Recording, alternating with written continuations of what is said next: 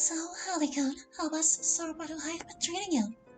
Well, getting death threats already. It's been nice. Nice. I'm afraid I'm going to need more out of you than one-word answers, Halikun. And here I thought we'd spend the hour silently ignoring one another. What can I say about my experiences at this school? Well, it honestly hasn't been the best. Some of the teachers, depends on which ones. Most of them have been kind of awful, though, to be perfectly honest. Like, our home ec teacher is just downright rude, maybe even sexist. And, like, a lot of them are just, like, rambly at best. And, there's the whole death threats thing. And, like, getting razor blades in our lockers and stuff. I have met some great people here. This is like such a nothing statement.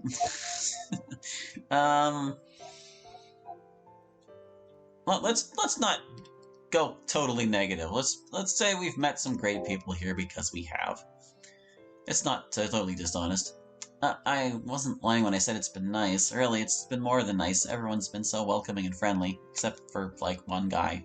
On my very first day, I met two amazing people. You already know one of them, Monica. She's the one who said to hang out with you in the first place. I've also been getting along well with one of my classmates in home economics. We've even agreed to walk to and from school together since we apparently live close by one another. Present company has also been quite pleasant. Midori blushes a little at the comment, her eyes darting away for a moment. The sight of it causes my own face to heat up as well. Oh, we've barely been talking for a minute, Halikun, but thank you. You don't know how gratifying it is to hear you've had such a great first impression of Sarabatu High. I want this school to be a welcoming place for kids of all backgrounds and circumstances. It sounds as if we succeeded at least somewhat. In truth, this place hasn't been quite as welcoming as I've let on, but seeing her this pleased, I decided to keep that to myself. At any rate, that was a much better answer than nice. I'm always trying to stay on top of the individual needs and experiences of each student in my class, so honest answers really do help. The needs and experiences of every single student? How do you even remember all of us? How do you remember all of your coursework and lessons throughout the semester, Halikun? I take notes. Precisely. After giving her answer, I noticed Midori typing a few words into the laptop keyboard in front of her. What do your notes say about me? Without hesitation, Midori's eyes began scanning the screen, likely taking a moment to put coherent words to her observations, and filter out the unpleasant ones if I had to guess. Quiet, thoughtful, intelligent, and highly analytical, easily reads and understands people, but in mostly a cynical and detached way, probably hasn't had many friends throughout his life. Okay, scratch the part about filtering the unpleasant ones. Withdrawn and emotionally stunted, prone to saying whatever he thinks people want to hear. In a word, a handful. The hell? I was expecting notes, not an entire psychiatric profile. Are all the notes you take this accurate? Detailed? Only when the subject is particularly interesting. Our eyes meet for a brief moment. Her analysis of my personality flashes in my mind. It wasn't completely accurate. I don't think so, at least. But it boggles my mind how she was able to extract so much about me just from our limited interactions. But the more I think on it, the more sense it makes. Maybe she's right. Maybe I do understand people, at least on a cognitive level. You and I are kinda alike, aren't we? Midori throws me a patient smile after I utter these words. Was she expecting a sentiment like that? A beat passes and she closes the laptop shut before rising from her seat, dusting off her skirt with prim and precise movements. Come, Halikun, let's go for a walk. Huh? Oh. Sure. We pick a random direction and walk, the long tiled halls stretching before us. On one side are windows into the classrooms, on the other the exterior windows soaked with beating rain. Scattered groups and pairs of students still idle along the fringes, either chattering amongst each other or peering at us with curious eyes, some greeting Midori with polite waves or bows. Midori gestures subtly toward a boy tapping away on his phone to the left of us. That's Kawaguchi-san, a third year here at Sarabatu High. Every year he's been here, he's made the top 50 with his grade point average. He's also a member of the Finance Committee, which works closely with the Student Council on budgeting matters. I have to see his face every time funding needs to be addressed. But how do you see his face? Last year, he sexually assaulted a freshman girl named... Well, you don't need to know that. That's horrific. Why hasn't anything been done about him, at least? I just listed all the reasons why. Her voice is bitter as she spits out those words. That over there is Mokuzuki-san. Last time Mr. Oboy confessed his feelings to her, he intended for it to be private. But she had her friends in eavesdropping the whole time. To this day, Mokuzuki-san's clique continues to torment the boy with threats, pranks, public humiliation, and destruction of personal effects. Mokuzuki-san's parents are well-respected financiers of Sarabatu High. She comes from serious money, and people all over the school flock to her side. Whether it's because of her connections or just because everyone else is. The fact that anytime I'm walking down the halls, I could be passing by people capable of these things without even knowing it. It's an incredibly bleak realization, to put it lightly.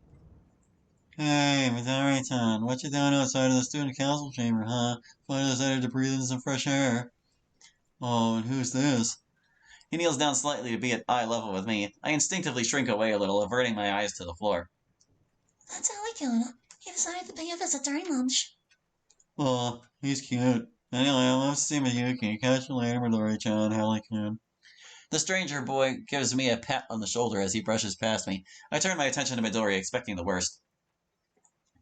So what's he guilty of? Stalking, maybe? Extortion? Oh, Arataki-kun? Nothing, except being really annoying and acting overly familiar with strangers. I cover my mouth as I give in to a quiet spell of laughter, provoking a giggle from Midori as well. The reason I was telling you those things wasn't to scare you, or to make you think there's no good people in this school. Kind of the opposite, actually. I told you those things because you're right, Halikun. You and I are quite similar. But the difference is, I have the student council to hide behind. Nobody at this school dares cross me because I have the school's administration and the council itself behind me, even if I can't get Kawaguchi-san expelled for what he did to that girl. If ever he offended me personally, his life in academics would be over. But you don't have that kind of protection. You don't have anybody. I lean against the window and stare out at the saturated pavement and the colorless clouds reflected in it. I honestly have no idea what to say to that. If I may speak plainly, you're not going to survive the next 3 years, Halikun. Not if you're alone like this. I mean, I do have people threatening me with death. Hold on! That's what I'm counting on.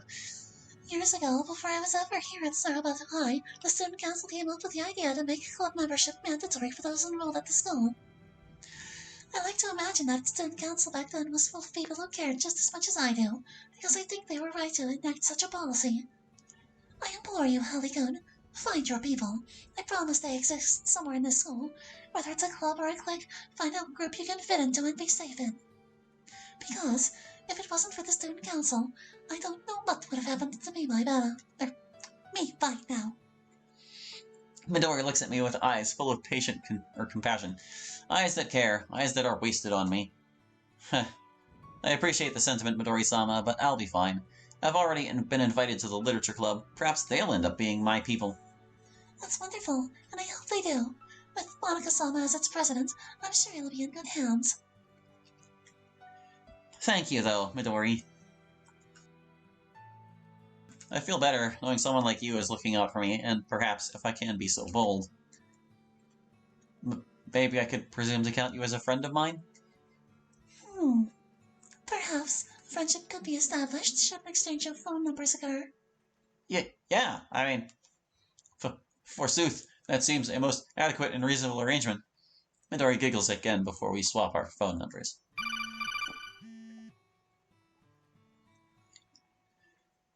I suppose this makes our friendship official, then.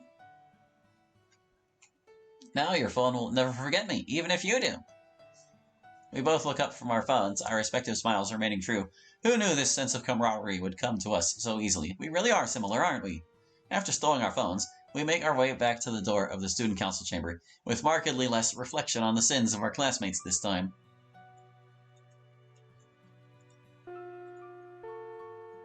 I'm telling you, he kind of just molds into whatever route you're kind of going on. Except Natsuki, he's too different from Natsuki. Midori and I walk side by side to our classes once she has retrieved her things from the student council room. Before long, she splits off, leaving me alone in the halls once more.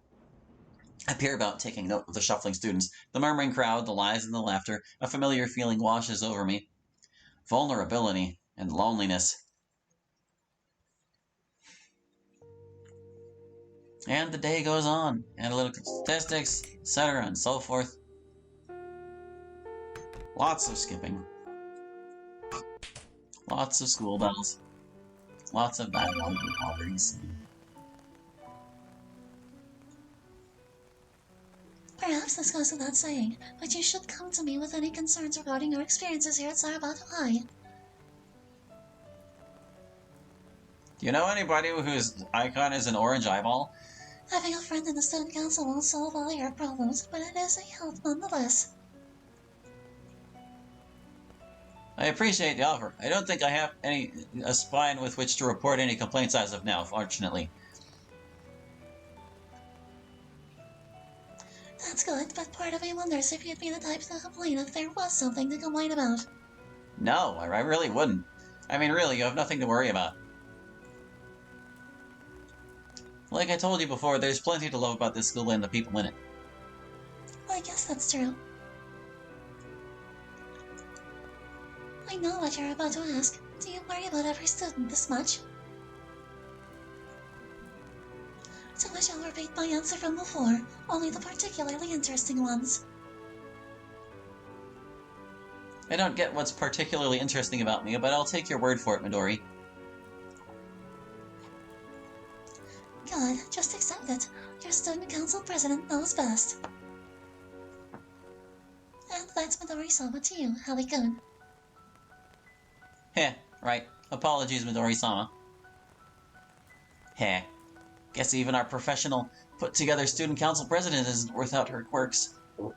So how was that? I guess we didn't tell her.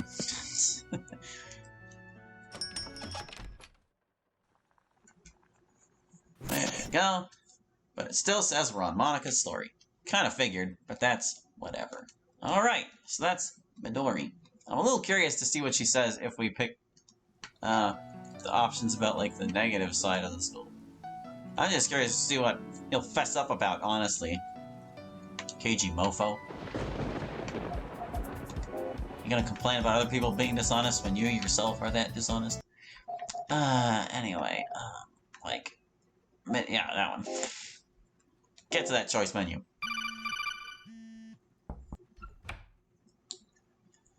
It hasn't been the best. My voice falters for a little while, unsure whether I should speak of the sort of treatment I've been receiving over the past days. I mean, it's not like it's any problem of hers. I stared down at the table's wooden surface, trying to work out in my head the best way to put this. I've already decided I shouldn't be dishonest, but this would be a lot to spring on her so suddenly. The sound of Midori's sigh across from me catches my attention. I look up at her again, immediately feeling guilty when I see the concern all over her face. Sorry, I realize now that must have been a loaded question for you. No, I'm sorry. I've gone and made things awkward. Midori flashes me a patient, though still uncomfortable smile. I wish now that I'd just put on a smile too, for her sake. Look, Halikun, I'm not blind. I know not all of your classmates have been as patient with you as you deserve. The student council are really trying to make this place better. Sarabato High has garnered a reputation as unforgiving and unkind place. As an unforgiving and unkind place? It seems we still have a long way to go, so I'm the one who wants to apologize. This school has failed you. Midori bows deeply. I shake my head vehemently in response, my hand gestures urging her to raise her head. Midori-san, please. I promise I placed no blame on your shoulders or anyone else's. She rises and looks me in the eye, my eyes, the guilt and concern still etched onto hers. Oh, and I guess we're back to skipping. That's all. I'm going to assume that's all there was to that. You didn't actually tell her anything, man. You didn't even say it out loud. Alright, hold on. We're gonna see what those other two options are like, too. Just while we're here. Midori's barely in this version of the mod, okay? We're gonna get our fill of her before we're done. Just sail over that mess. We don't need that anymore. Probably. The teachers are weird. Well, the classes have been pleasant enough, but some of the teachers are kind of weird. Oh, weird how? Well, like, take Saki-sensei, for example. She goes on these bizarre and kinda irrelevant rants about the school's administration, and it seems to be a regular thing.